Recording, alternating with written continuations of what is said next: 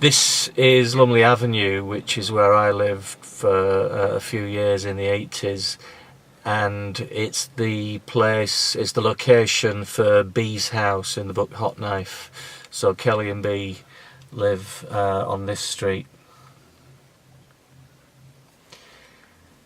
This is the Ginnell, the passageway between Kensington Terrace and Brunel Road, and in the book Hot Knife it's where Denny and Kelly they go into the passage to get some privacy, because Denny's trying to cut a pot leg off of Kelly's leg.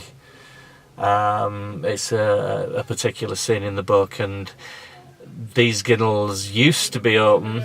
This one still is, in fact. There's two others which have been gated up, but at the time that the book is set, this was boarded up as well, and they had to break their way into the Ginnell to get some privacy, and that leads to a bit of kerfuffle in the book and so on. So,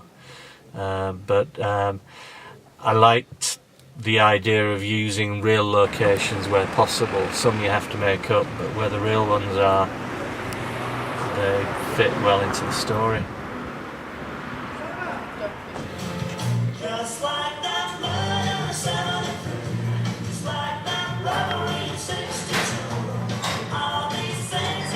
Right, so we're around the back of the Royal Park Road.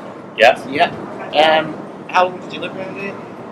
I suppose on and off for about 7 or 8 years. Right. Yeah. Hot Knife is set around here, and it's based on the sort of characters and experiences and stories from this neighbourhood, Leeds 6. Yeah.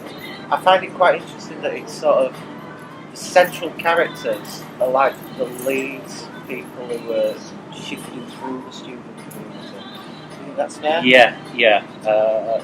Most of the characters in the books are not students. And the ones who are students tend to get a pretty raw deal. Yeah. They tend to die on that. And I think that there was certainly an attitude around that time of looking down on students. Absolutely. Non-students, locality. Yeah. They were almost not authentic or something. Yeah. Which one were it? But it was usually the students providing the parties that we went to. Absolutely, yeah. And creating the atmosphere and creating the buzz. If it had just been all us Leeds boys, we'd have got a bit bored.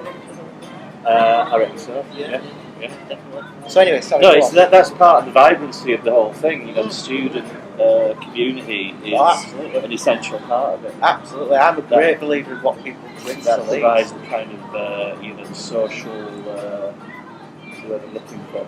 Dynamism.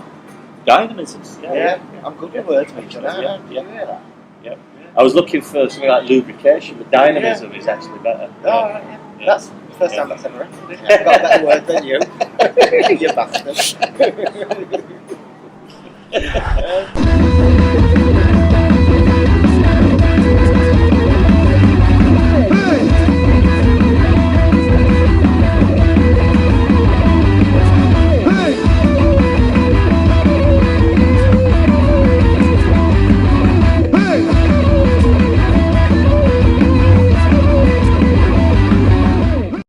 So you followed up Hot Knife with Loba. Yeah.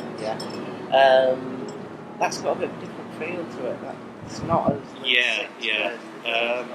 Well, funnily enough, if you look at Loba, it's got almost exactly the same plot as Hot Knife. Or a very similar plot. Yeah, I've not noticed that. And the reason for that is because it started life as a kind of screenplay of Hot Knife. I got introduced to a guy called Chiro Orsini through my brother. He knew him in Kiev. And I had a meeting with him and his partner Yvette, because they were making films. And they were interested in Hot Knife, but they wanted parts for Russian actors because they had some backing coming from some people in Moscow. Right. So I started working on that, and sort of writing a scenario for it, and then I thought, hang on, I'm writing a different book here, and therefore I brought in the Ukrainian angle because I knew a lot of Ukrainian people in Ukraine and in Leeds. Yeah, it's got a big Ukrainian Yeah, population and that of Leeds. seemed like an angle to work into the book that Yeah. might possibly later interest them in using that as a Yeah, basis for a yeah, film. yeah. I mean, that never went anywhere with that particular film company, but that it was them who kind of inspired the genesis of Blowback. I mean, obviously, Hot Knife is action. There's a lot of action, but the main thing for me is the way that the characters are handled. They feel real. There's an empathy. There's all that sort of stuff. Do you think he gets that? I think he does, yeah. As I said, the characters living on the edge, and they're there because they've had life choices that they've not had the luxury of making, Right. or they've missed out on those choices, or those choices have never been offered to them even. You know, choice is the big C word in our society now. It's what's pushed by the media, by the politicians, etc., etc. But it's always choice at a price that you can afford. The choice is not freely available to everybody. And to these people, it wasn't available.